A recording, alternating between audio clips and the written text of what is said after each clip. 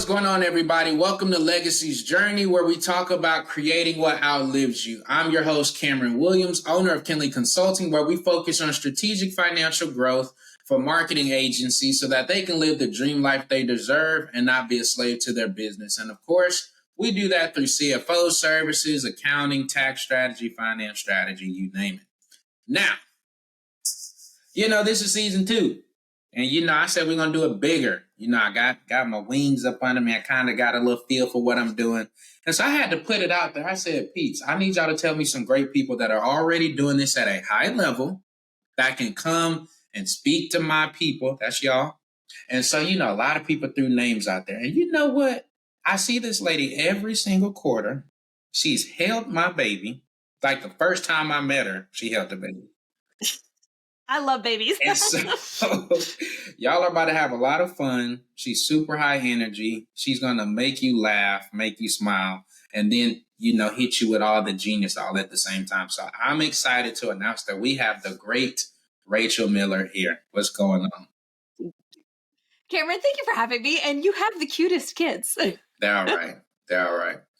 All right. So tell the people, in case they don't know who you are, name of company, how long you've been doing it, and what you actually do to help your people.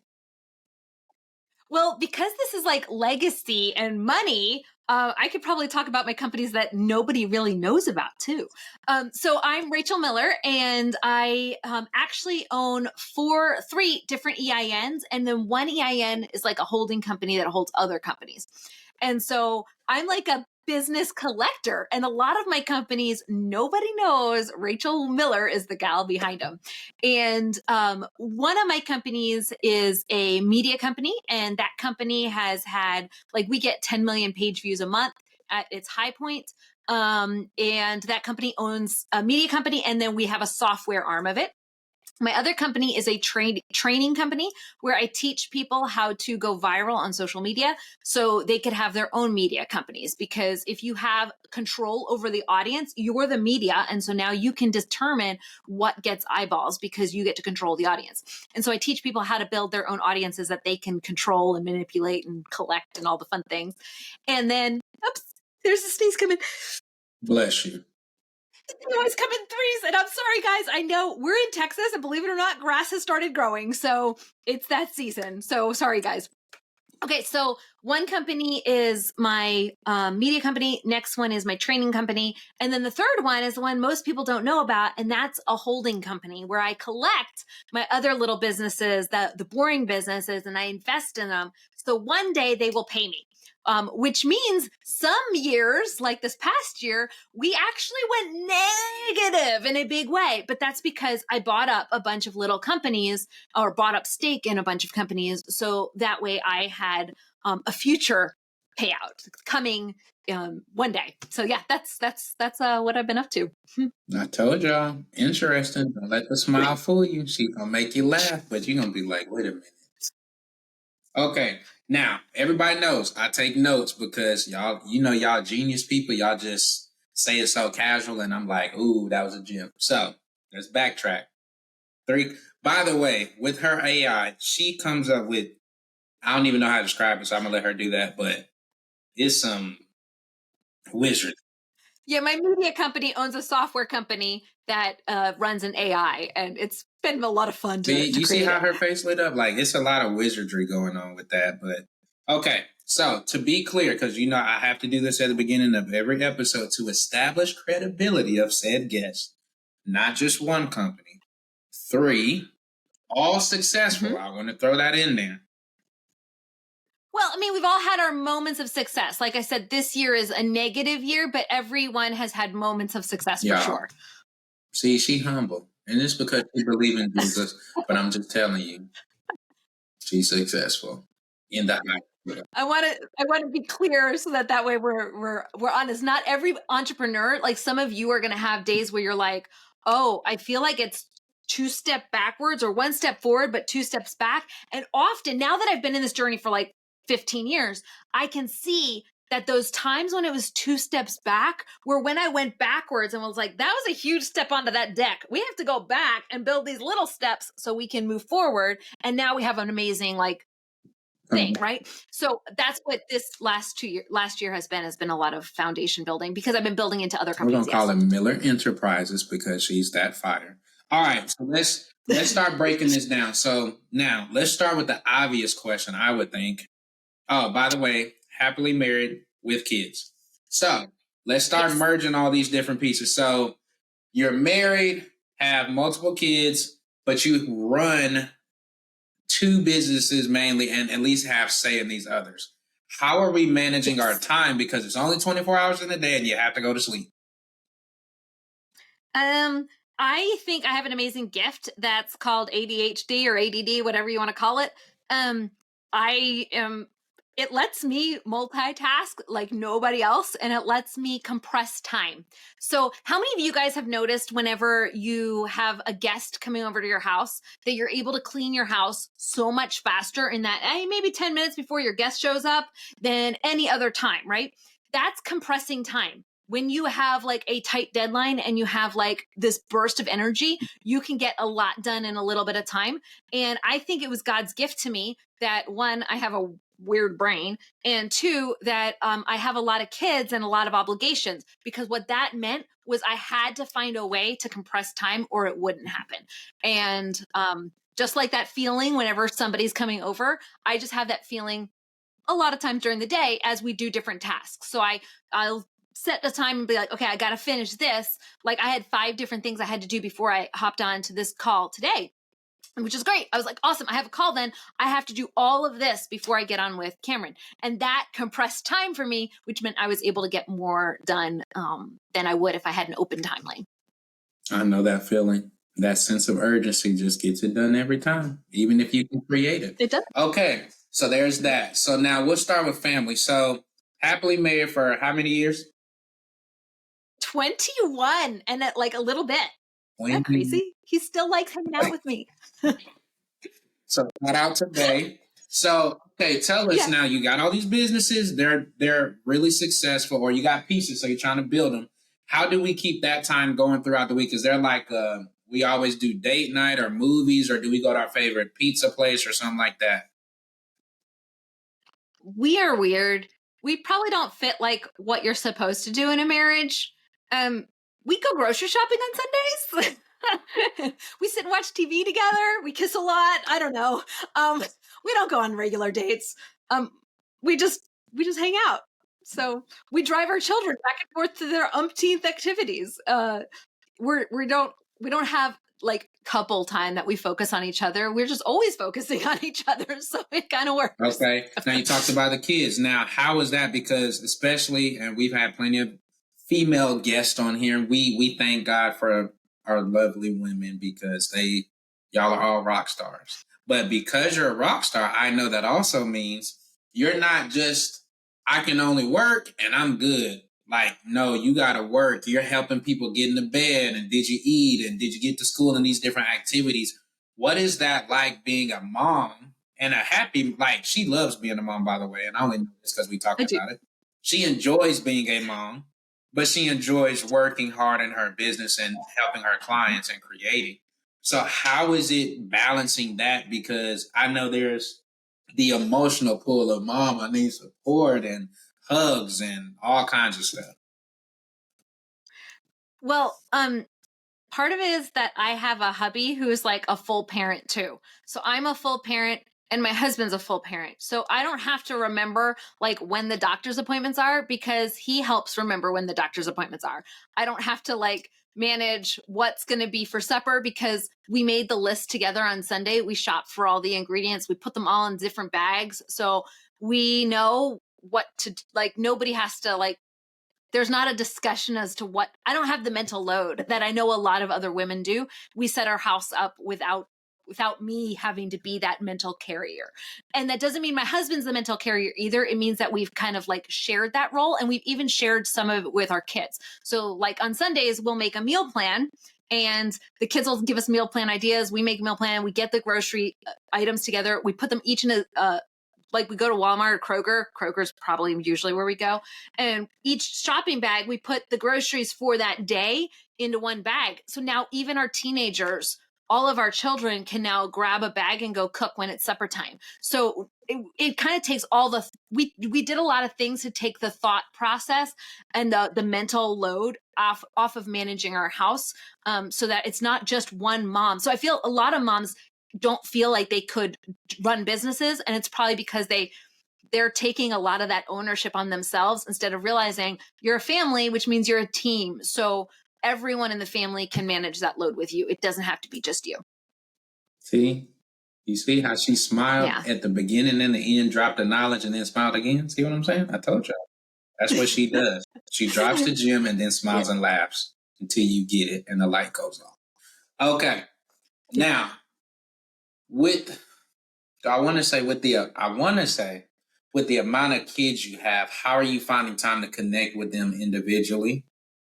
But I feel like Some of them I struggle with, to be honest. One of our children is less like, how do I say it? He might be, hopefully he won't listen to this podcast later, but he's probably on the spectrum. Okay. The kid's a little bit more, he's harder to hug than my other kids. Some of my kids will come up for hugs, and this one's like, Mom, you're touching me. You're touching me. He's just not as touchy feely of a kid. That one, I have to intentionally say, did I talk to him today? The other ones, they each come to me for like hangout time. So in the morning, I hang out with two of my kids, as mostly two of my kids.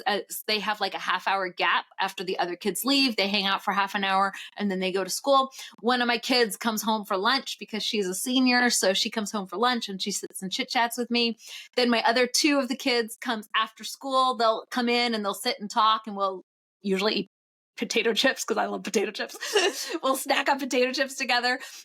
It's my like guilty thing I do with my younger kids. And anyways, okay. But one of them, I have to say, did you talk to him today? Did you see him? Is he alive and breathing? You better go check.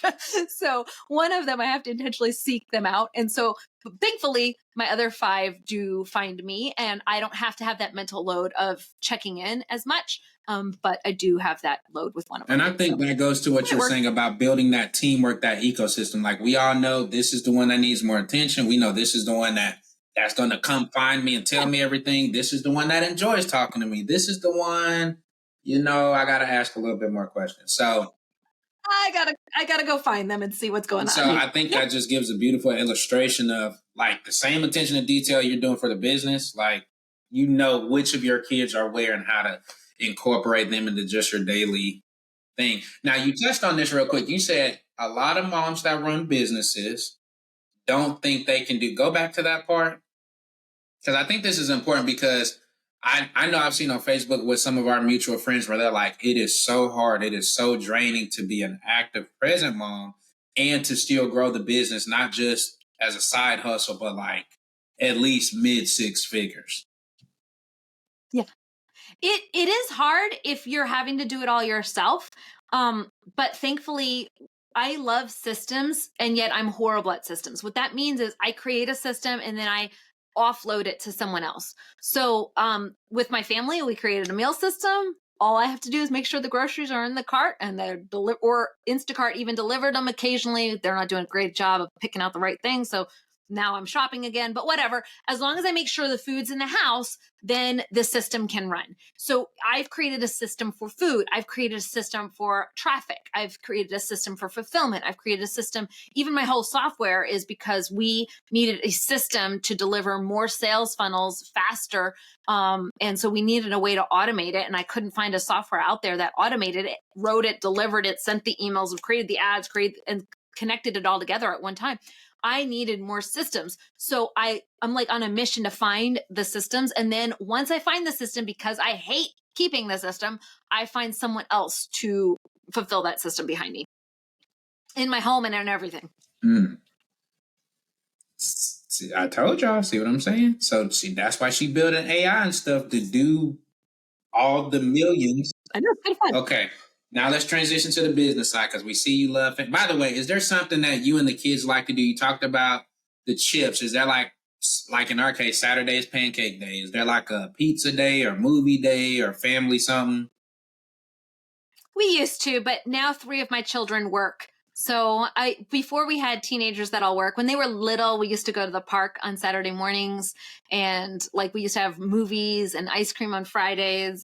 And now they all work and they're all in sports. So it's like, okay, it's track season now. So we're going to go to the games on Fridays, but not with this kid. And Saturdays, my husband runs. So I have to go get donuts. And it's just, no, I we would don't do hate anything. to see her. I'm lucky if I can get them all to eat dinner with me at one time. I do make them go to church on Sundays. That So, works.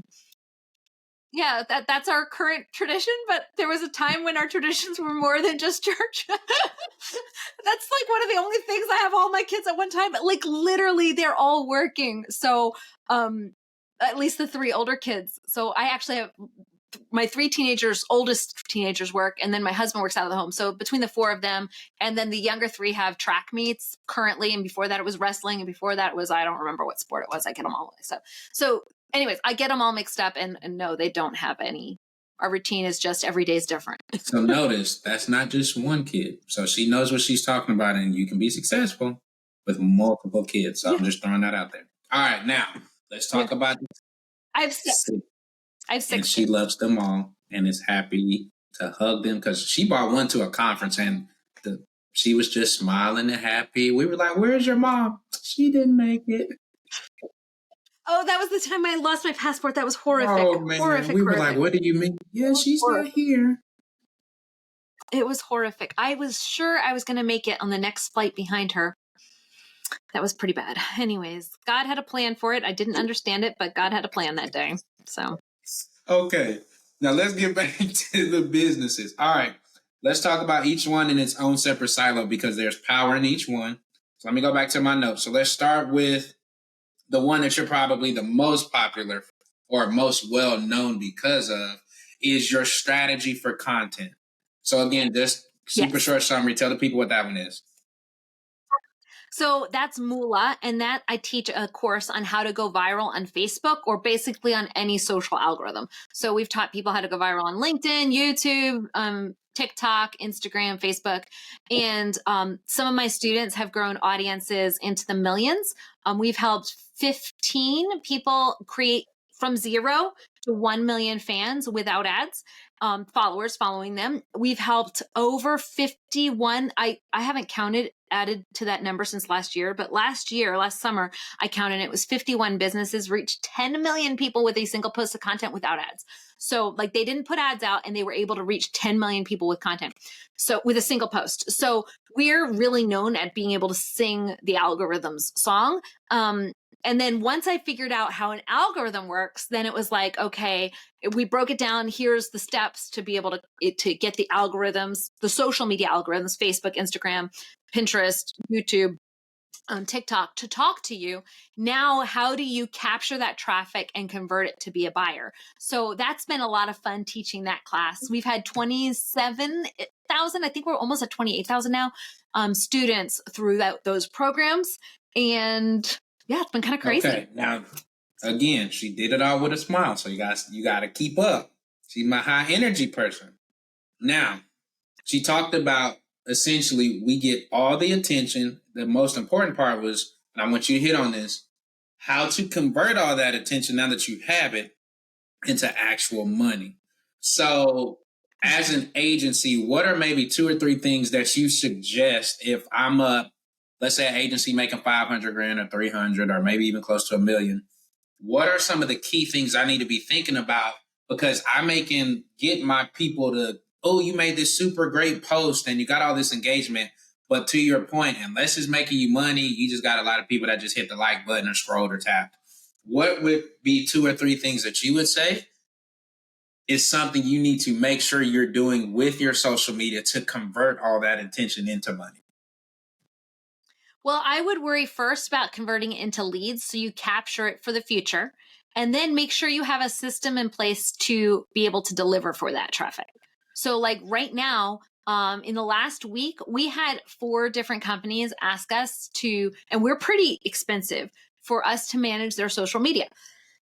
And while I would love to, get their $5,000 each and me set up their social media system for them, I don't have enough team members to be able to take on like that level of work next week. I just don't. So for me, I don't want to promote that business right now. I want to attract leads And then when I have the leads and I have one opening, I can add one person. I have two openings, I can take two people.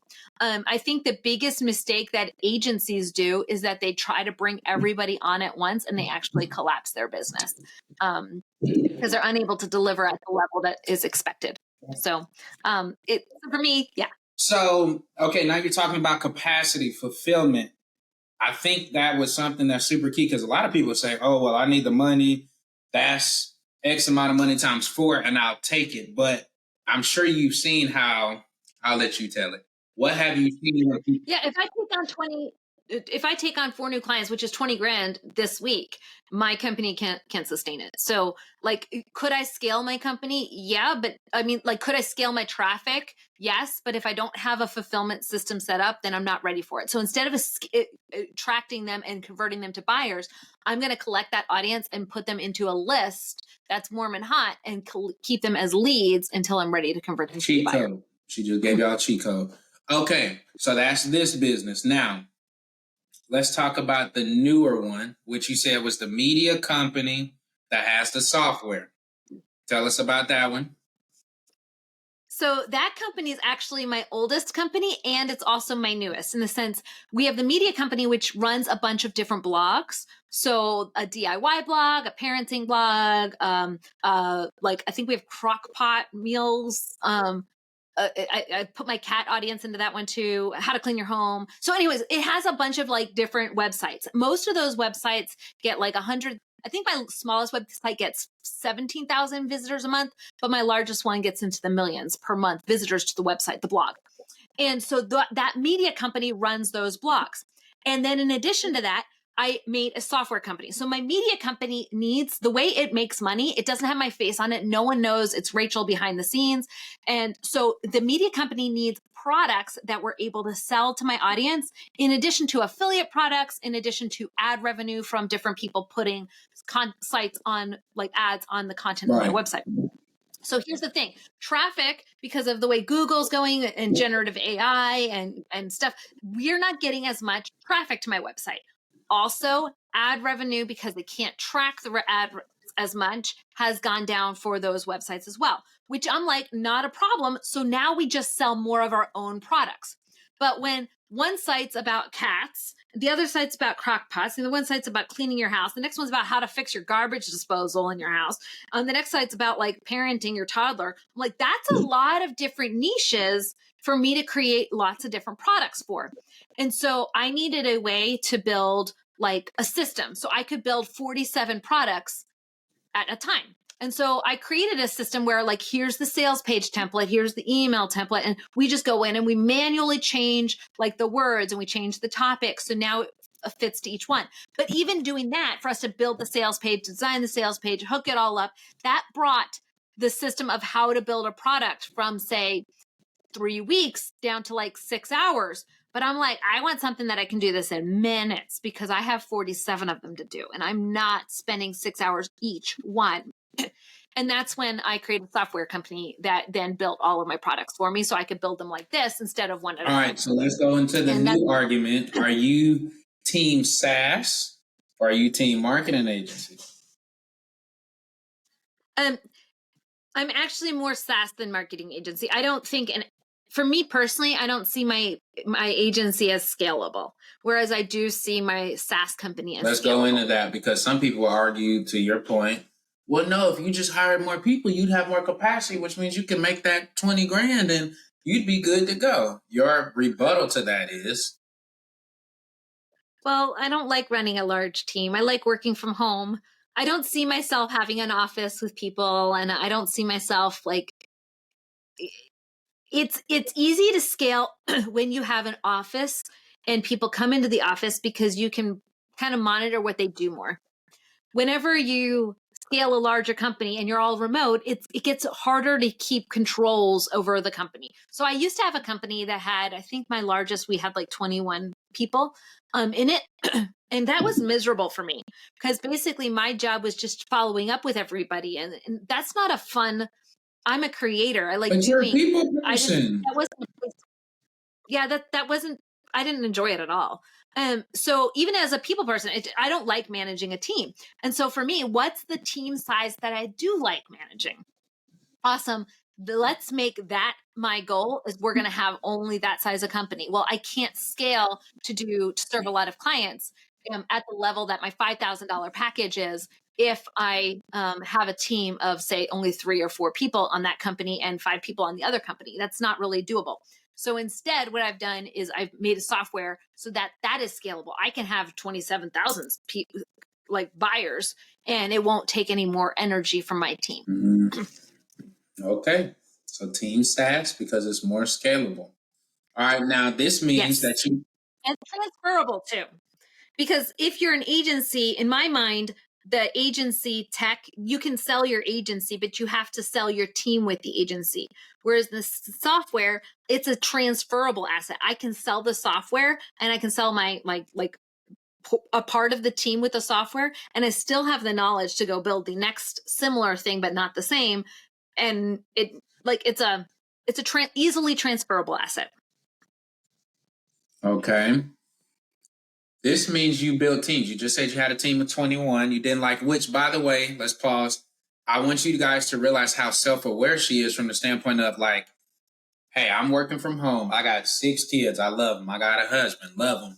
So I don't want to grow something too big that messes up my day to day. And then just in knowing who she is as a person, like that doesn't juice me up to go babysit 21 different people. I'd rather keep a team of like 5 or No. less. So I think that's super important because I think that we are taught or maybe it's suggested that like, no, you keep growing. You just scale as big as you can go. When to your point, like everybody may not need that. Everybody may not want the work and the stress and the team management that comes with that. So you just drop that little nugget that was free. I'm going deeper though. This means you've hired a lot of people. This means you've also I have hired you've fired. I was about to say you probably also let go of a lot. Thankfully, I've only had to fire, I think, 2 people. Everybody else, we find them a better spot. So because I've got so much like reach in the world, I can say I have this amazing team member.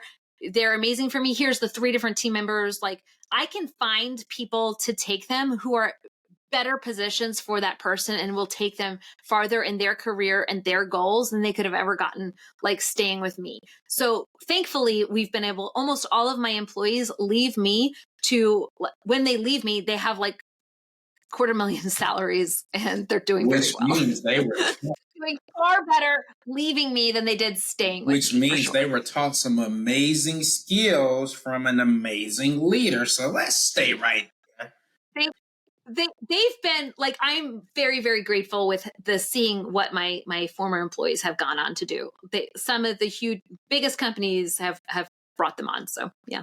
So now let's talk about some of these people. So now you've done this at a high level, been in the game 15 years.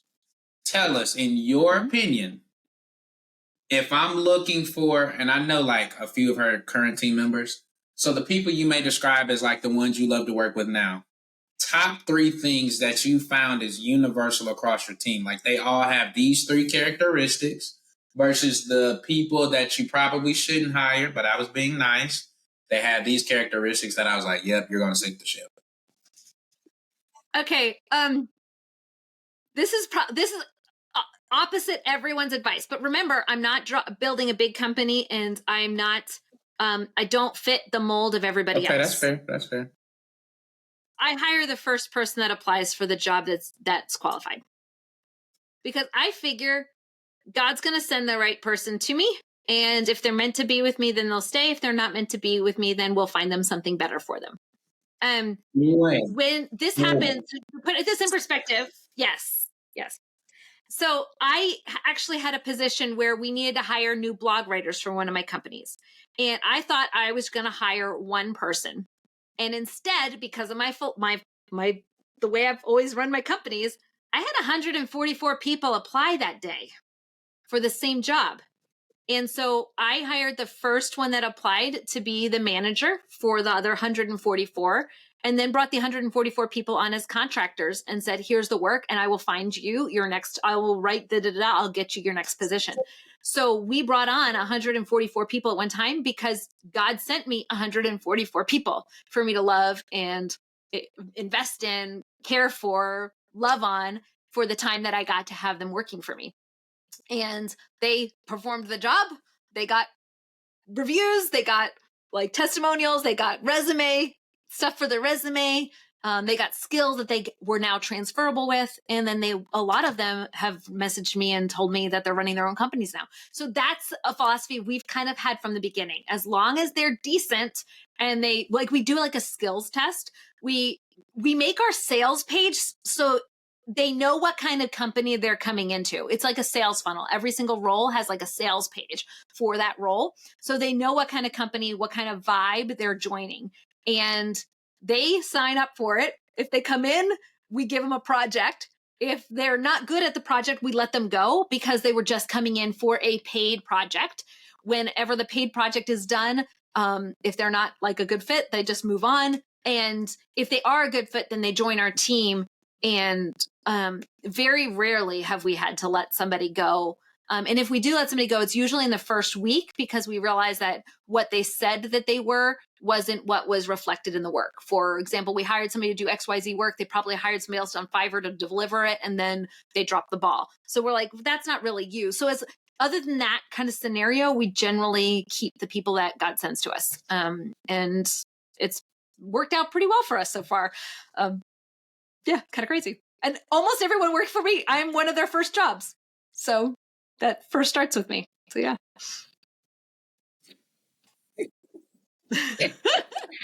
What was that answer? Okay.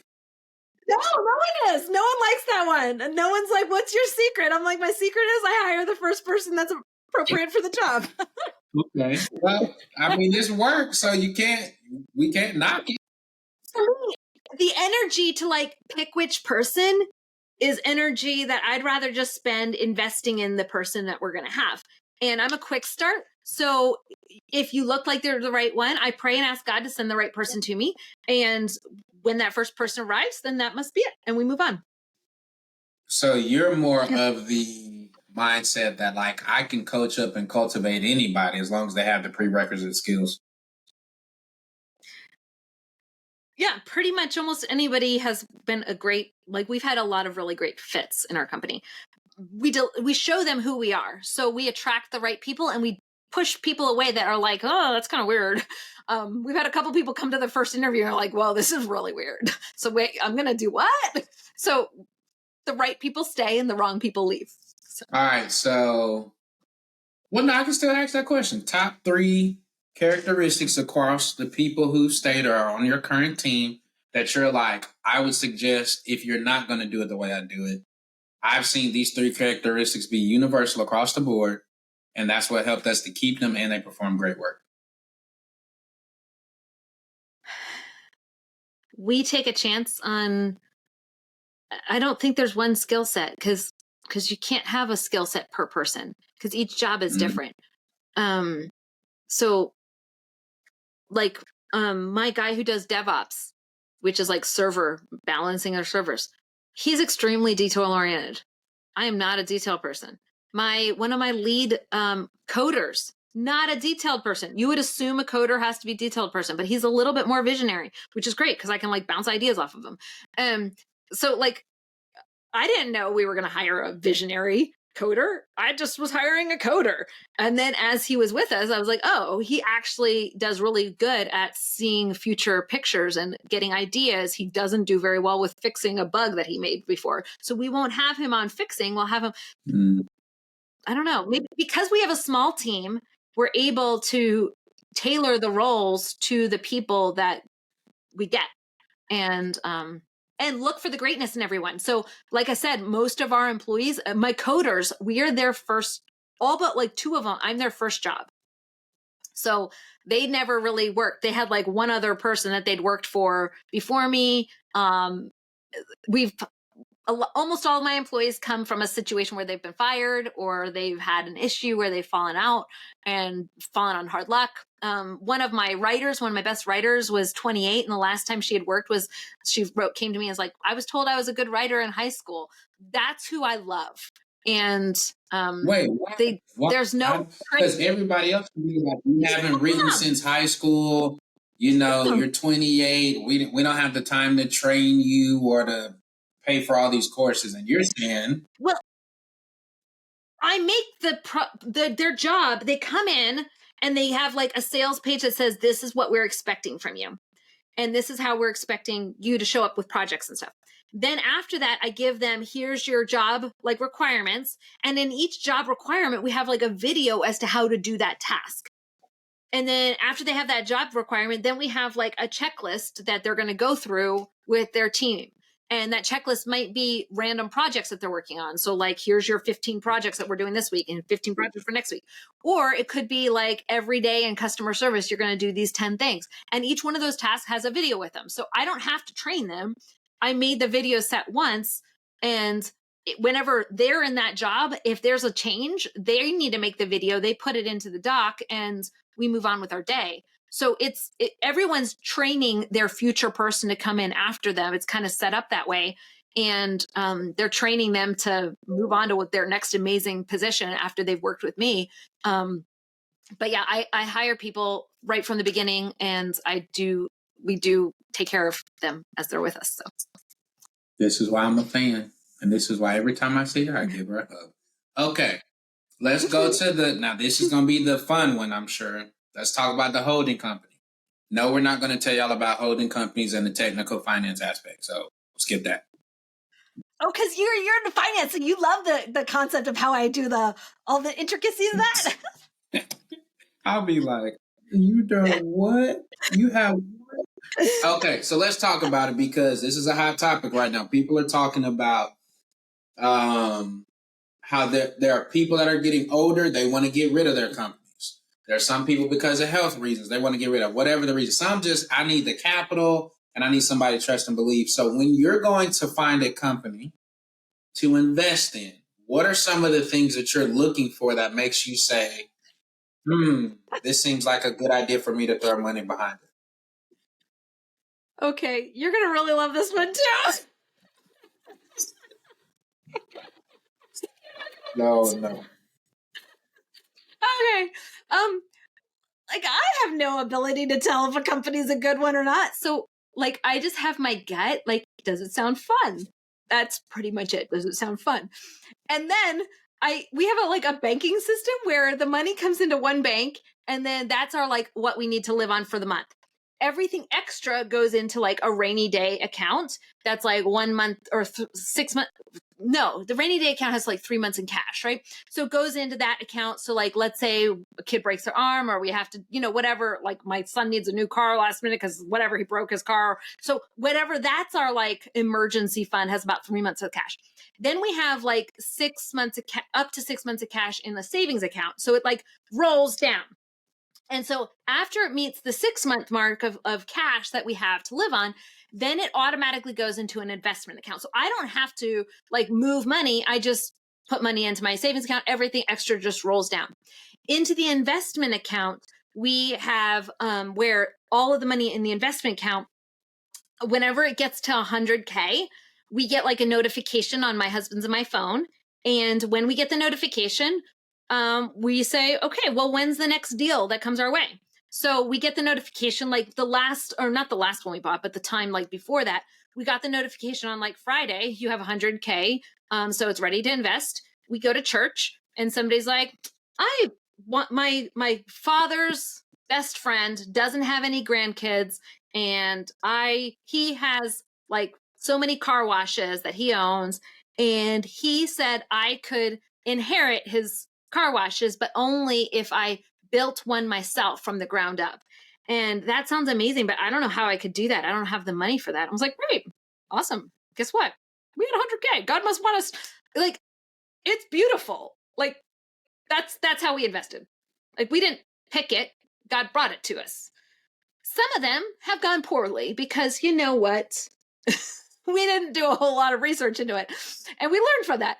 But some of them have done very, very well, and we just wait for the next, because I can't value if something's a good deal or not. I don't have that skill set, and I don't really know honestly who to trust. So we just wait until something comes our way after we get that notification. And so it's really just a timing issue. And I trust that God's going to take care of us, and that there's also like a balancing diversification. So let's say 5 of them fail miserably, which sounds crazy, but that's the reality of life, is that some of them are going to fail. But a quarter of them do very well. Well, then if that's the case, then 25% will carry the load for the rest of them and will still come out a profit. And in my mind, it's about as equal of a risk as keeping the money in the bank account, because if I kept the money in the bank account, I'd be losing the inflation rate right now. So like the difference of, as we're having inflation, I'd lose that. So in my mind, it kind of washes out and I get depreciation for my taxes and it all works out. So we'll see. But yeah, it's probably not the answer that anybody else gives. I just knew you were going to be like, oh, we look at their financials and see if they're cash positive and what's their MRR. And no, we just no. Oh, I do pick something that I think I can add value to secretly. So like the car washes, I quietly ran some geo-targeted ads and helped them grow their membership to the car wash. I didn't do that officially. They don't know I did it. I mean, they do know, but they didn't bring me on as a partner to do that. I just ran some geo-target. I know that if they start having like financial where they're not getting people in, I can probably run another marketing campaign and get more people into the car wash, as long as the car wash delivers what it promises, which is washing cars. So like one of my apartment complexes, if they didn't have like capacity, we want to keep it at like, I think like 5% gap, where so there's so many apartments that are empty. But if it drops below whatever, that 10% or something like that, then I might run an ad to drive more people in to that apartment complex for a little while and then stop. So I know that if I can buy into that business and do a little marketing tweaks and do my jam, then I can add some secret sauce to it. So there's that. Are you a fan of like a monthly payout, or are you a fan of at the end of the year, I want my equity percentage? What does that look like? Because this is multiple companies, different industries. What would you suggest is your preference? My preference is I don't even care if I don't make anything. I want to make 2x whenever I exit. So my hope is that whenever we sell those companies or sell our stake in something, that I'm able to 2x my exit. So now we're talking mindset, because you're going to have some people that's going to be like, no, I need to be getting paid every month. I need to make the money back that I invested plus some. You're saying your strategy at least is, I'll keep all these car washes, and in 5 years, I'll sell all 17 of them to whoever wants to buy. But hey, if I put 50 grand in, then I need to get at least 100 back. Mm-hmm. I'm expecting to get double in 7 years for each one, or that's my hope. Like I said, I don't know yet. Like I'm still in that early stage of just collecting them. We haven't gotten to 7 years, so I can't promise you that that's what will happen. But some of them are already giving us like return checks, and some of them aren't. My hope is that in 7 years, with 7-ish years, so maybe 6, maybe 8, I don't know, somewhere in there, we'll be able to sell each asset and from the appreciation, make an income from that. All right, let's bring this to the finances, because I think I'm going to make sure y'all kept up. So A, she has enough money to pay regular bills, starting there, which means groceries for 6 to 8 people, etc. And she got the rainy day fund. Then she just got a general savings fund. Once she hits a certain number, which means she has a budget, then she goes to invest. So the way we have a budget is kind of different from probably everybody else. We just have where whatever money is in our living account, that's what we get to spend. We don't actually like budget. Does that make sense? Right. I tried budgeting. That took too much mental space from my brain. And I was like, I got to go work on a business now. We're not budgeting. Y'all need a budget though, because y'all are. So it's hard. Like for me, the way, do you mind if I doodle it? Is this crazy? I mean, you can do what you want to do. Okay, so the way it works is I how many of you like you look at a spreadsheet and you're like, I can't follow where the numbers are? So what I do is I have this like cup of money. And let's say that cup is 10K. That's how much I get to live on each month. I don't refill it until the next month when the money enters. Oh, it's not even in focus. I'm sorry, guys. Let's see. Is that better? Okay, well, okay. So I've got 10K and the money goes into the cup.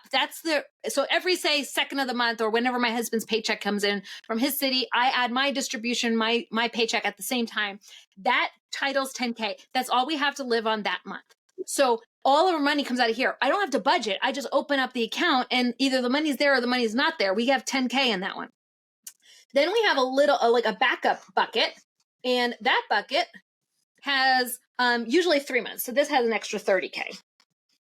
And then 30K is in this one. That's what we have for like when a kid breaks their bones. We have an unexpected car we have to buy, which, okay, we bought like a cheap junker. It was like $6,000 car, but it came out of this account because my son, we got in accidents, things happen. Okay. So there's the 30K. Then the next backup. So this is the emergency one. The emergency one is, we have another 30K in that one.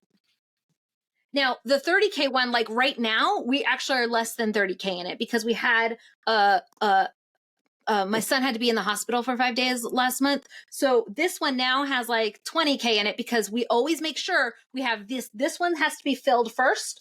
Once that one's filled, then we'll fill the next one. So this one dropped down to 20K because of the hospital bill. We had to pay I think it was like $12,000 that month. So this money went into here. So now this one's down some. Does that make sense? Until we get the extra surplus that trickles down. So these all we can access. We can open up our bank account. We can see that money. After this, then we have like a vault. This is a separate bank. So when this reaches 10K, the surplus automatically moves to the next account in that bank account. When this one reaches 30K, it automatically moves to the next account. After this is full at 30K, so now it's going to take like probably 2 months for it to reach back up to 30K. We won't be putting anything into our investment fund until it gets back up to our 30K here. And at that point, I think my daughter's going to college. So we might not put anything into our vault for a while this year because my daughter's got college. My son's actually, both my seniors. Anyways, we'll probably it'll be a little, know that not every month do we get to put something in the vault. Yeah. Okay. So we've got the vault. The vault, once it's at 100K, this is a separate bank. I don't have access to it on my phone. I have to physically walk into the bank to get the money out. It's hard for me to get my money in my vault. It's in my vault. I can't access it. So I tend to keep my money there because it's a pain in the butt to get it. And then anything past 30K, the bank sends a check to the other bank, which holds my vault.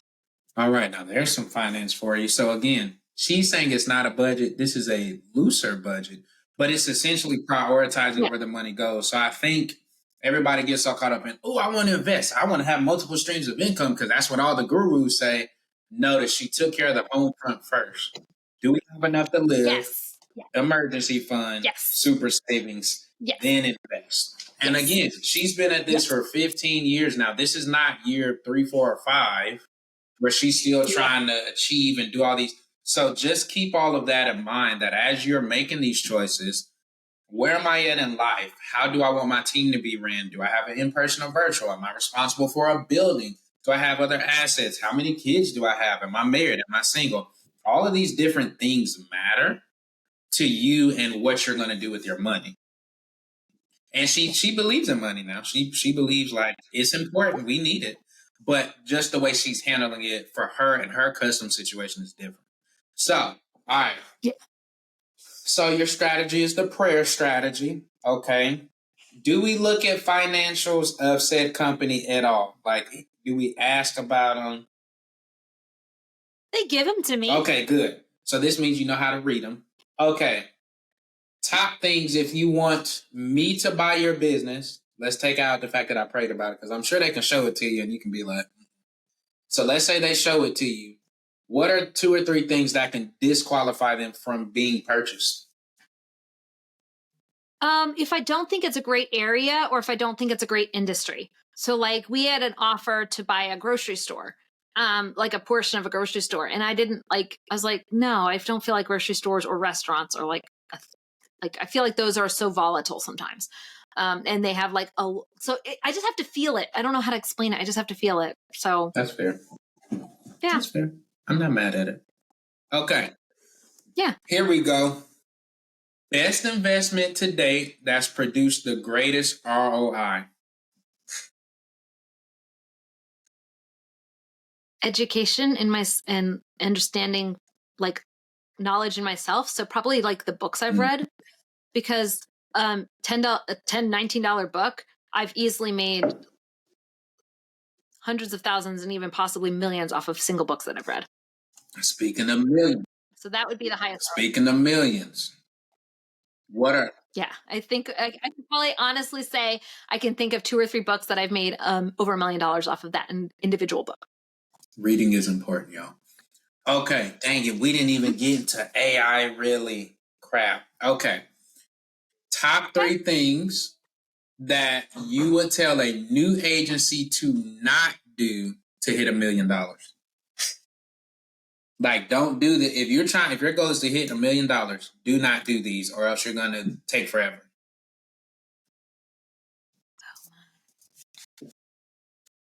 Oh, I don't know. See, there's so many paths that are the right path. It just depends on them. I don't think I would know enough to say, don't do this, because everybody has to do their lessons to get there. And sometimes zigging when everyone else is zagging is what's going to make it for you. So really, I'd have to talk to the individual person. Okay, that's fair. That's fair. That's fair. Cool things that your accountant or CFO is telling you to do to help you to continue to grow. My CFO doesn't talk to me, so I don't really have too many meetings with them. Like, we just set this up, and then I haven't talked to him in a little while. So what I have is I have like an accountant, and then I have a bookkeeper, and my accounting team has somebody who's like does finances. And theoretically, we're supposed to meet once a year, and we haven't done that. So I think we forgot the last 2 years. So.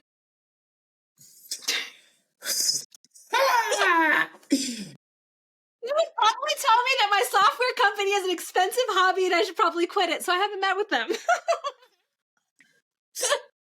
I have a software company. It's not making, well, it's making payroll, but it's not like profitable yet. It's been very expensive. Anybody who has business sense is going to say that was a bad idea. Unless they understood that we're building something for the future. So like, anyways, so yeah. Yeah. I don't really have a CFO that's active in my life or my business. How has your definition of success changed from when you started 15 years ago to present day? I think I value the simple life a lot more now. I used to chase like popularity and chase stages and chase getting my name out there. Or there was a time when I built my business without my name. And then there was a time when I built my business like, oh, let's bring Rachel attention. And then now it's like, why do I want a bigger house? Why do I want a different car? I think I'm just going to keep the same house that I've always had for the last whatever number 10 years. And I'm always like, I think I value more the simple life and the stability. So for me, that's probably what's changed a lot. If you could go back in time, if you had 30 seconds to go back in time, knowing everything you know present day, what would you tell the high school or college version of Rachel? To hang on, because the Rachel who just graduated college and was going to do 2 dead-end jobs and then have baby after baby and think her life, like, I wasn't able to teach anymore. I had this plan of what I was going to do with my life, and I was crushed. I would tell her to just take that next step, because just like I did, you're going to take wrong steps, you're going to take right steps, but as long as you keep taking steps, you're moving in the right direction. So the worst thing I could do is just be inactive, and instead keep taking steps forward. You're going to go places with that. And the place you're going to go is different from what you expect. And that's okay. And that's good. All right. Well, dang. I wish we had more time. We didn't even get into her thoughts on AI and how she's using her tech.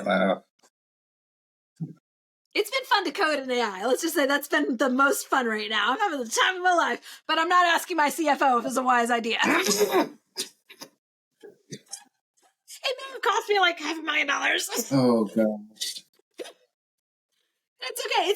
I know that I'm building the future. So I'm having a lot of fun. And thankfully, I had the money saved up that I could blow what most people would consider to be ridiculous amounts of money on something that I believe in. So, yeah.